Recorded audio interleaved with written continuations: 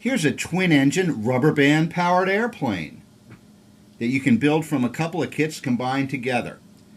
You'll need a few simple tools and of course the kits, but the construction is fairly simple, straightforward, and when you're done you'll have a unique and distinctive looking aircraft. The only modifications from the actual kits are fairly simple ones. You want to take one of the fuselages from the smaller aircraft and that'll become the center fuselage that houses the pilot's cockpit.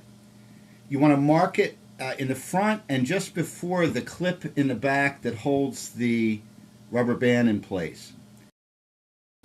Cut that to shape and round the edges with a piece of sandpaper. If you don't have any sandpaper, you can always use an emery board, nail file sort of thing. And then basically put the cockpit in backwards as the fuselage was originally intended. The next step is to clip the landing gear, both for the left and the right. Here we're making the right-hand side. And slide it into the prop housing as you would normally. Mark the wings 5 5/8 inches in from either tip so you have a place to line up the tail booms. Don't forget to put in the center fuselage between the tail booms. And if you glue just the center fuselage in place, it makes hand launching a lot easier. Use a wing from one of the smaller planes to become the stabilizer on this one.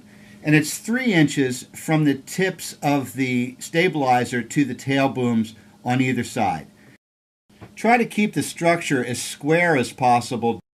You can trace around the fuselage and the tail booms on both the wing and the stabilizer so that if it does get knocked out of square, you can easily line it back up before your next flight. And since you've got 2 motors to wind up, use a paper clamp to secure the first one after it's wound while you're winding the second.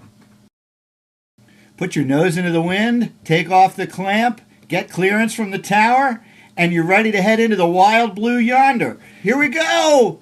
She's taking off. She's way up in the air. She's coming down to the right in front of the truck. Oh, man. Nice flight.